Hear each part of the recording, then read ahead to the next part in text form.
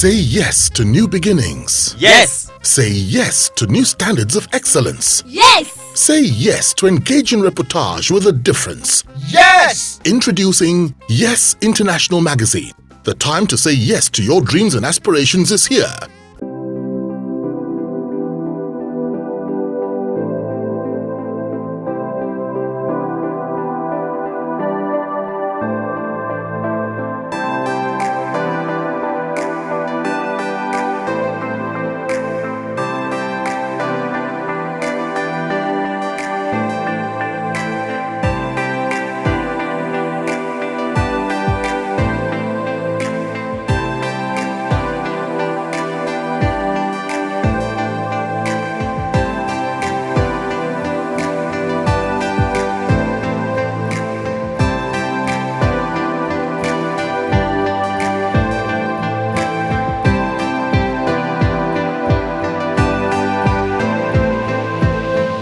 Good evening and welcome to another edition of our Instagram live session. My name, like I always say, has not changed. My name remains Azuh Arinze. My guest is Mr. Babatunde Edward Obe and his amiable wife. Okay, my guests actually Umi. Mr. Tunde Obe was born 53 years ago to Ambassador Emmanuel Oyeleye Obe and his wife, Bosse. He is from the Sunshine State of Ondo State. Yes. Sunshine State of Ondo State, yes. And was educated at the Lagos State University where he read history education. A multi-talented young man and gentleman, the father of three, who is happily married to the equally multi-talented Umi Obe. He's a singer, an actor, a TV presenter, etc., etc. Scandal free and stylish. I mean, you can see how he's looking this night. Friends, fans, followers, join me as I welcome to tonight's Instagram live session. My friend, my brother, one of my biggest ardent supporters, Mr. Tunde Obe, to tonight's Instagram session. Please remember to subscribe to our YouTube channel. Our YouTube channel is the Yes NG TV. THEYESNG TV. So, Mr. Tunde Obe, you're welcome. So nice to have you. Thank you very much. Are you sure it was me you are describing? I like that. My head is too big for this. Maybe I was trying to add your twin brother to it. It's great to be all right. Great to be Same here, my brother. All right. So, any entertainer who wants to stay away from scandals, what must he or she do? I think the first principle is to live right. You know, because do you say you live one kind of life and then hide it from people? That's the alternative. But I think the best bet is just to live right. Try to always act according to your conscience and stay on the right path. That's my advice. Stay on the right path. Always project positivity and always be about positivity. I don't see how you can go wrong. Interesting. Now, as a person, how have you been able to insulate yourself from scandals now for over 20 years? Well, I think for those of you like you, Azuh, that know me very well, I'm a very private person. I've always been. In fact, a lot of people that are close to me say, "How do you find yourself in in In entertainment, showbiz. you know that you don't seem to have that. I mean, yeah, you have the talent, but you don't seem to have that the same gra gra as a lot of entertainers we know. But I always tell them that for me, it's not really about the art. It's about the work. I see Okay. entertainment as a job. It's something I Okay. do. Okay. What you do is either you're an actor, you're a presenter, you're a musician. It's about the work. It's about making sure Okay. that you connect with the people based on the talent that God gave you. The rest of it, as far as I'm concerned, which is what is really trending now, 90% of all entertainers seem to be living more online than the actual work they do. So I think that is the Okay. only bit where I differ a little bit from a lot of people. I'm Interesting. not an online person. I'm not a social media person like that. Okay. Interesting. Now, anytime you read stories or see fellow entertainers, enmeshed in scandals, how do you feel? Well, we are living in a time where younger people don't necessarily want your advice. So I keep my advice to myself. People, if you comment or say anything about anybody, they will say who you help or are you feeding us? So if you tend to keep your opinion to yourself. But to me, I Mm. think sometimes when I hear some of these things that are happening, I just kind of feel like the lack of mentorship, rather, the lack of mentorship is what's affecting a lot of young, up and coming people. Um, Okay.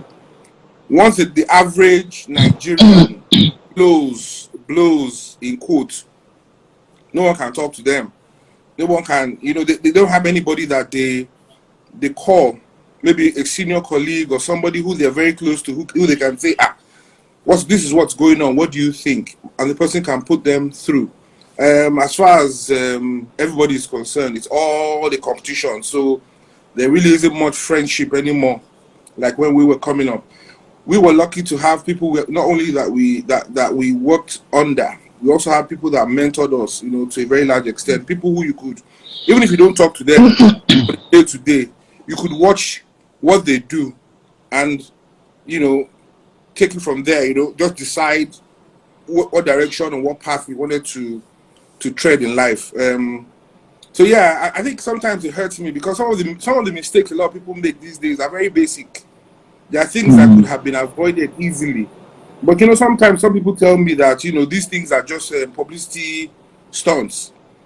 So I don't know which is which anymore. I don't know whether he's in life or he's about to come up with a new project. So he's doing something to grab attention. We can't tell Yeah.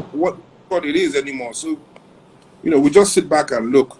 Stay in our corner, kind of thing. Mm. Now, some of the scandals, that we read about entertainers usually revolve around sex, adultery, fornication, and stuff. Considering your good looks and status, how have you been dodging all that or fending off women and their attention? Well, the thing is, I think as an entertainer, not just me. I mean, um, all entertainers, you always connect with people. I mean, that's the essence of what we do. That's So true. just I'm connecting with some people. Excuse me. My wife is also connecting with some people. There's some people that also, as they watch, they like her, or they like me. I think the most important thing for you as a human being is to be able to separate the two. Separate somebody being a fan. When I say a fan, that's somebody who's looking at you from a distance, who doesn't really know your character, who doesn't really know who you are. But from a distance, they kind of like your personality. So that is what you see a lot of, people showing that love. Never take it for granted, but at the same time, never explore it. It's a very dangerous line to cross from Interesting. fan to uh, from being a fan to being more than. It's a very dangerous line to cross. Interesting. Now, what specifically got you interested in show business? Let's talk a little about showbiz now. I think, like I always say, I think you find at the end of the day that it's more or less like I don't know. It's a spiritual thing. Music is not something that a lot of people who wake up in the day and say, today I'm going to be a musician. I don't think that's how it works. You know, Okay. I think somehow you find yourself there. It started for me from secondary school. I grew up in different countries of the world because my father was a diplomat. My father was an so we moved from country to country. Eventually, when my father passed on in 1978, we came back to Nigeria, and I went to St. Gregory's College. It was there that I would say music found me, because at the end of the day, I think what really happened was the fact that they were looking. I don't know whether you guys can think back to when there was a band in Lagos called Ofege. There's a Yeah, I band remember also. called Ofege, and they started off from St. Gregory's College. So after Yeah, I the remember guys also. who were my own seniors had graduated, or I mean, left secondary school, they were trying to put together another band for St. Gregory's College, and some people kept on pushing me forward. That was how it was. Like, well, this guy can sing, oh, this guy that can sing, oh. So eventually, somebody put my name down. I didn't put my name down that day. And so when the principal was reading the names of the people they were going to audition for the band, they called my name. And I was the only name under vocalist. So they called me out. And as soon as I came out, the whole school just erupted. Obviously, people hear me singing on the hallways, or, maybe during break and stuff. So people always hear me sing. It was just something that I always used to do. I just used to do it to make me happy. But when they called me, everybody recognized me. Said, it's that guy that sings. They erupted. That was my first buzz. That was the first time I stood in front of people, and it was like, wow, okay, this is how this feels good. And that was how I caught the bug, and we started rehearsing with the band. From there, when I graduated from when I left secondary school, we formed another band out of the Ofege 2. It was supposed to be Ofege 2, but we never released an album then. We came out and we started a group called Outbreak. That was how it started for me. So Interesting. it was a natural thing. It was just like, okay, you were doing it while you were in school, you were doing it while you were in school, from secondary school to university to graduation, and all of a sudden I found myself a professional musician. I'd been doing it for so long, it just became part of me, and the money aspect started coming, before you know it, we were there. That was it. So it's like, I can't really say this was when I determined, but there was an incident that made me think, okay, maybe music is my calling. Because after I finished youth service, I made up my mind to work. So I was working with Goke Omishori then, of Ground Headmasters, and so I Yes, was I remember. I was one of his managers, and somebody came looking for me. I think I can remember the person's name. I think it's Tunde Oshinibosi. He was Okay. a music promoter then. This was in the early 90s. So he came looking for me, and he now said, there's a show. You guys have to, I don't want to mention the name of the brand, you guys have to be part of it. There were 3 other big artists that were going to perform, and they wanted us to kind of start the show, hold the crowd till the big artists came on. So he said, where do you sing now? I said, I stopped singing. This is where I work. And I was like, no, you have to do, I said, I don't have a band, though. He said, no, we'll put together something. He was so adamant about doing that show. But I was reluctant because I was thinking of all the, the effort I was going to have to make again to bring everything back. And I was already okay where I was. So he now made an offer. And that offer turned out to be like 3 or 4 months of my salary. So you couldn't resist. So I was like, what are we talking? It's not one night like this. Just one night. Oh, Okay. Let's try this. But the thing was, once I got on stage, and those are the days when journalists, we had some of the best journalists on the continent. They would write reviews about everything that they watched and saw. So somebody reviewed our performance, and it gingered me the more. You know, when I saw it and said, oh, after watching Tunde and Wunmi perform, you know, that there's hope for Nigerian music. Those are the words that really caught me, that hope for Nigerian music. Me? Okay. And then, you know, coupled with the money part of it, I just left the other side and I just went back fully, and here we are. We are still interesting.